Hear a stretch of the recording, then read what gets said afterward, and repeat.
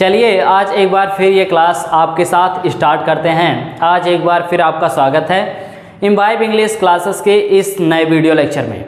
देखिए, जैसा कि मैंने आपको पिछले कई वीडियो लेक्चर में सबऑर्डिनेटिंग कंजक्शन के बारे में बताया है कि सबऑर्डिनेटिंग कंजक्शन का यूज हम कैसे करते हैं और जब इनको यूज किया जाता है किसी भी सेंटेंस को बनाने के लिए या हम किसी भी सेंटेंस में सबऑर्डिनेटिंग कंजक्शन का यूज करते हैं तो हमें किस तरह का सेंस मिलता है। ठीक उसी तरह से आज के इस वीडियो लेक्चर में मैं आपको कुछ ऐसे सबऑर्डिनेटिंग कंजक्शन के बारे में बताने वाला हूं जो आपके लिए बहुत ही इम्पॉर्टेंट और बहुत ही यूज़फुल हैं।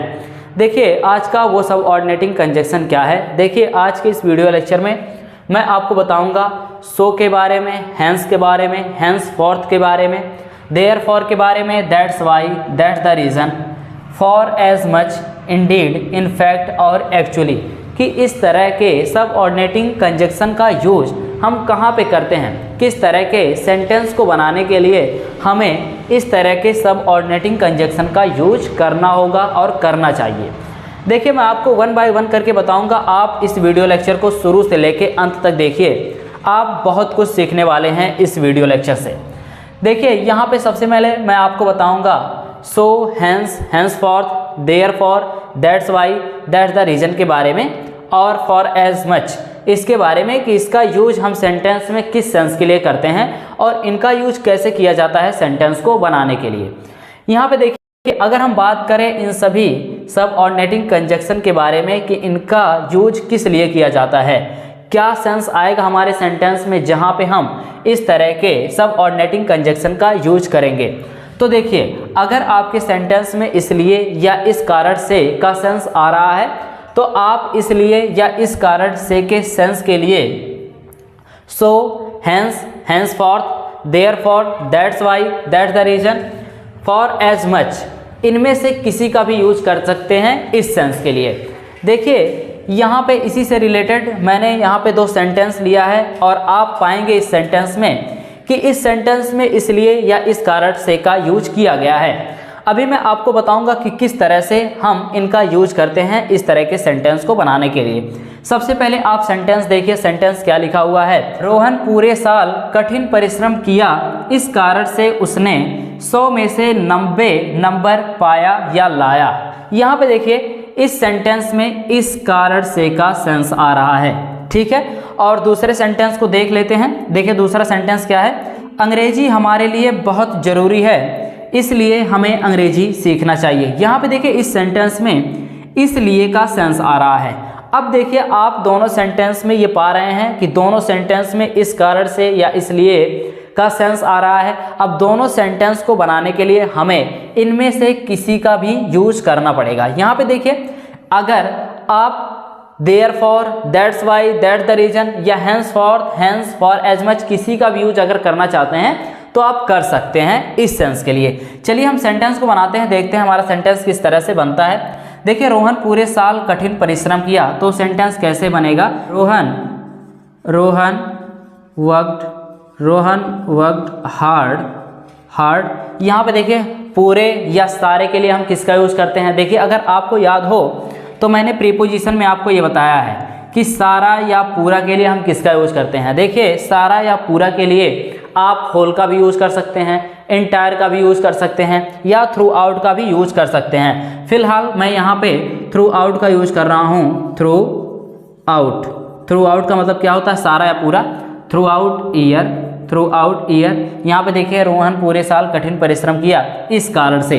अब यहाँ पे इस कारण से के लिए हम किसका यूज करें। इस कारण से के लिए चलिए हम यहाँ पे हैंस का यूज कर रहे हैं। अगर आप चाहते हैं इन सब का यूज करना तो आप इन सब का यूज कर सकते हैं। फिलहाल मैं यहाँ पे हैंस का यूज कर रहा हूँ। हैंस, उसने 100 में से 90 नंबर पाया या लाया, तो आप लिखेंगे ही स्कोर्ड 90 आउट ऑफ, यहाँ पे स्पेस नहीं है, आउट ऑफ 100। तो आप इस तरह से किसका यूज करते हैं, हैंस का यूज करते हैं इस तरह के सेंस को बनाने के लिए, इस तरह के सेंटेंस को बनाने के लिए। सेकंड जो सेंटेंस है वो ये है, अंग्रेजी हमारे लिए बहुत ज़रूरी है, इसीलिए हमें अंग्रेजी सीखना चाहिए। तो चलिए सबसे पहले हम यहाँ से लेके यहाँ तक के सेंटेंस को बना लेते हैं, देखते हैं सेंटेंस किस तरह से बनता है। तो आप बनाएंगे English is very needy, English is very needy for us, English is very needy for us. इसीलिए, अब इसीलिए के लिए आप क्या यूज करना चाहते हैं? देखिए, अब की बार हम यहाँ पे यूज कर रहे हैं दैट द रीज़न, आप भी यहाँ पे यूज कर सकते हैं दैट्स द रीज़न।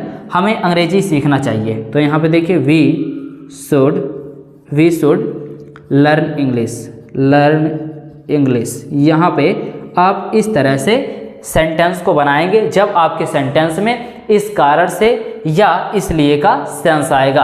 अब हम मूव करते हैं अपने नेक्स्ट सबऑर्डिनेटिंग कंजक्शन पे कि हमारा नेक्स्ट सबऑर्डिनेटिंग कंजक्शन जो है इंडीड, इनफैक्ट और एक्चुअली, इनका यूज हम सेंटेंस में किस तरह से करते हैं, क्या सेंस आएगा जब इनका यूज किया जाएगा। तो चलिए इसको भी देख लेते हैं। देखिए, अब हम जानने वाले हैं इंडीड, इनफैक्ट और एक्चुअली के बारे में कि इनका यूज हम कैसे करते हैं, क्या सेंस आएगा हमारे सेंटेंस में जहाँ पे हम इनका यूज करेंगे, इंडीड का, इनफैक्ट का और एक्चुअली का, किस सेंस के लिए इनको यूज किया जाता है। तो यहाँ पे देखिए आपको बताया गया है कि जब आपके सेंटेंस में वास्तव में या सचमुच का सेंस आएगा तो आप इन तीनों में से किसी का भी यूज कर सकते हैं। यहाँ पे देखिए इसी से रिलेटेड मैंने यहाँ पे 2 सेंटेंस लिखा है। सेंटेंस क्या है? सचमुच मेरे पास आपका लैपटॉप नहीं है। और दूसरा सेंटेंस क्या है? वास्तव में वह एक अच्छा खिलाड़ी है। यहाँ पे देखिए वास्तव में का सेंस आ रहा है, यहाँ पे सचमुच का सेंस आ रहा है। तो सचमुच और वास्तव में के सेंस के लिए हम किसका यूज करते हैं? इंडीड का, इनफैक्ट का और एक्चुअली का यूज करते हैं। चलते हैं देखते हैं कि किस तरह से इनका यूज किया जाता है और हमारा सेंटेंस बनता है। यहाँ पे देखिए सचमुच के लिए आप क्या यूज करना चाहते हैं? क्या आप इंडीड का यूज करना चाहते हैं या इनफैक्ट का या एक्चुअली का यूज करना चाहते हैं? तो जो भी आपका मन करता है, जिसका भी आप यूज करना चाहते हैं उसका यूज आप कर सकते हैं। चलिए हम सेंटेंस को बनाते हैं। देखिए सचमुच के लिए हम किसका यूज करें? चलिए मैं यहाँ पे इंडीड का यूज कर रहा हूँ। इंडीड मेरे पास आपका लैपटॉप नहीं है। तो आप सेंटेंस कैसे बनाएंगे? I do not have your laptop. इस तरह से आप सेंटेंस को बनाते हैं। यहाँ पे देखिए इंडीड का यूज किया गया। सेकंड सेंटेंस पे आते हैं। देखिए सेकंड सेंटेंस क्या है? वास्तव में वह एक अच्छा खिलाड़ी है। तो वास्तव में के लिए आप क्या लगाना चाहते हैं? चलिए हम यहाँ पे इनफैक्ट का यूज कर रहे हैं, इनफैक्ट। और हाँ, आप एक चीज़ ध्यान दीजिएगा, यहाँ पे देखिए इंडीड, इन और डीड दोनों साथ में लिखा जाता है, लेकिन इनफैक्ट, इन और फैक्ट के बीच में स्पेस रहना चाहिए। इन और फैक्ट, ऐसा नहीं कि जैसे आप इंडीड लिखते हैं ठीक उसी तरह से आप इनफैक्ट लिख दें, ऐसा नहीं होता है। आप क्या करेंगे? इन दोनों के बीच में स्पेस रखेंगे। इनफैक्ट वह एक अच्छा खिलाड़ी है, तो आप इस तरह से बनाएंगे he is a good player. इस तरह से आप क्या करते हैं? इनफैक्ट का, इंडीड का और एक्चुअली का यूज करते हैं।